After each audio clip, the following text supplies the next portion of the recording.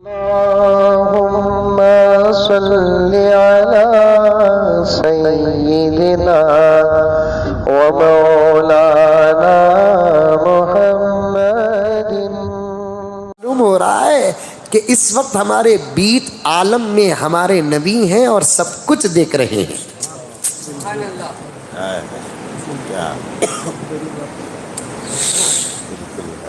اور تعجب بھی نہیں ہے، دیکھے یا نہ دیکھے، پیغمبر کا فرمان کروڑوں دیدار سے بہتر ہے۔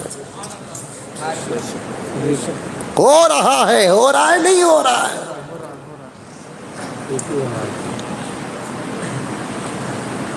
خدر کرو۔ میں سمجھتا ہوں رمضان کے، مجھے بول دینے دیجئے کیا ہوگا پیارے، جنازہ ہی تو اٹھے گا۔ اسلام کی دشمنی پہ دشمن انکاؤنٹر کرتا ہے تو حق کی دشمنی میں خود اپنا کوئی انکاؤنٹر کرے گا، اسی کو تو شہادت کہتے ہیں۔ رمضان کو برباد کرنے میں ہوٹل والوں کا جو جتنا کردار ہے اتنا تو دشمنوں کی سازش بھی نہیں ہے۔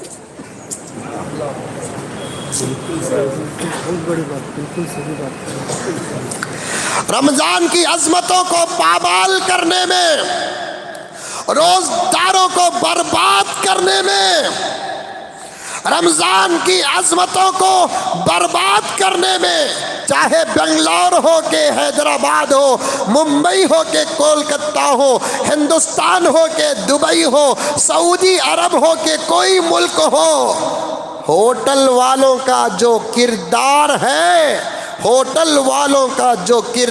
ہے تو رمضان اور اسلام اور مسلمان کو برباد کرنے میں دشمنوں کا بھی اتنا پلان نہیں ہے۔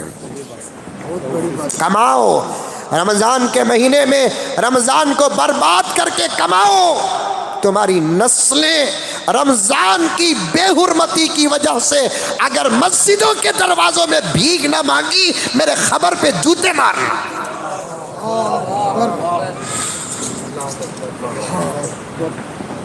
اس وقت میں رہوں کہ نہ رہوں کوئی بات نہیں، اب تو ہمارے لیے زمین کے اندر کا حصہ بہتر ہے۔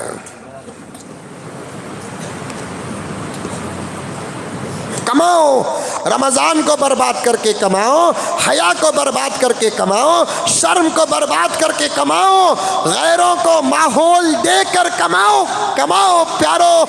کتنا کماؤ گے اور کتنا کھاؤ گے یہ نتیجہ تم کو خود معلوم ہے۔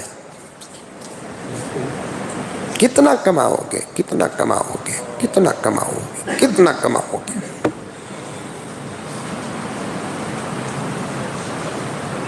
کپڑے کی دکان ضرورت ہے، جوتے چپل کی دکان ضرورت ہے، لیکن ہوٹل،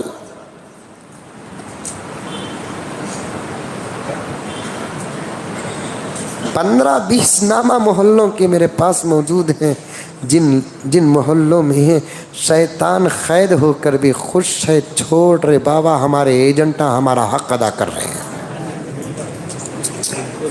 یہ ہوٹل کے ذمہ دار ہے نا، یہ شیطان کے ایجنٹ ہیں، ایجنٹ۔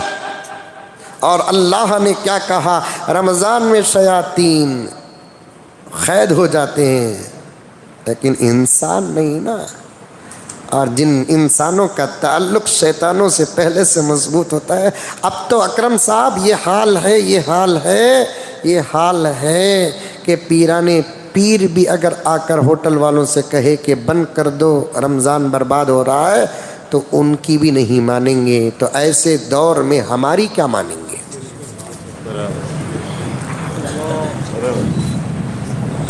خریوں کا بھی ارے دیکھو حدیث کیا کہتی ہے، نبی کیا کہتے ہیں، دیکھو وہ نبی صرف میرا نبی نہیں پیارے، تیرا بھی نبی ہے۔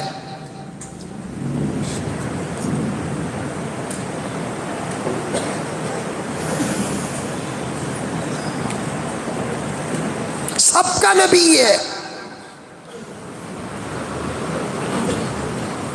نبی کی امت کی فکر کرنا بھی نبی کی محبت میں داخل ہے۔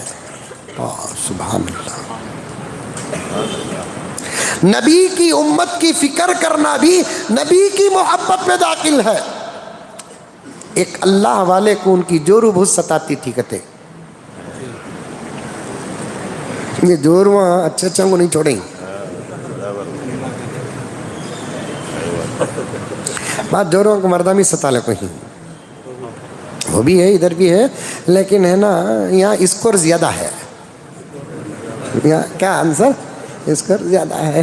تو ایک اللہ والے کو بہت صحیح واقعہ بھائی، مذاق نہیں، تمہیں ہنسے تو ہر ہنسنے والی چیز مذاق نہیں ہوتی، اللہ والے کو بہت ستا لے کرتے، تو آخر اللہ والے صبر کر لے کرتے، تو پھر اس کے بعد ہے نا ان کو کون کی مشورہ دیے کہ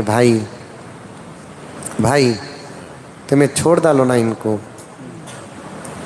دوسری شادی حمید کر کو رکھتی ہوں۔ ارے نہیں بھائی، اسے چھوڑتا نہیں، پھر کھاؤ مارا، چھوڑو، ظلم برداشت کرو، چھوڑو۔ تو پھر جا کر ان سے پوچھا آخر تم کیوں نہیں چھوڑتے؟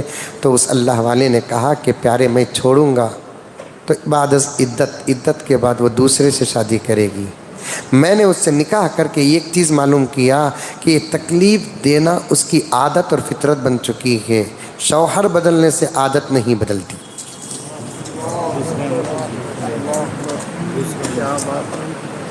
دوسرے بچھو کاٹنا عادت ہے اس کی، اسے سننے کے ڈبے میں رکھے تبھی کاٹتا سچ، شوہر بدل جائے تو فطرت نہیں بدلتی، جبل گردت جبلہ گردت، پہاڑ بدل سکتا ہے، فطرت نہیں بدلتی۔ میں اسے اس لیے نہیں چھوڑ رہا ہوں کہ میں چھوڑوں گا تو پھر وہ عدت کے بعد دوسروں سے شادی کرے گی، اسے تکلیف دے گی، میرے نبی کے غلام کو میری وجہ سے تکلیف پہنچے یہ مجھے برداشت نہیں ہے، میرے نبی کے یہ غلام کو میری وجہ سے تکلیف پہنچے یہ مجھے پسند نہیں۔ امت کی فکر کرنا بھی حضور کی محبت میں داخل، عبادت کی عبادت اپنی جگہ پر رکھو، امت کی فکر کرنا بھی حضور کی محبت میں داخل ہے۔ یہ امت برباد ہو رہی ہے، کسی کو فکر ہے؟ اور میرے وسعت قلبی کو سلام کیجئے کہ میں رمضان کے تمہارے اور ہمارے تقاضوں کو جانتا ہوں۔ ارے ہمارا نکلنا مشکل ہو گیا بابا، نکلنا مشکل ہو گیا، لیکن حجت بیان کرے گا تو کیا ہوگا؟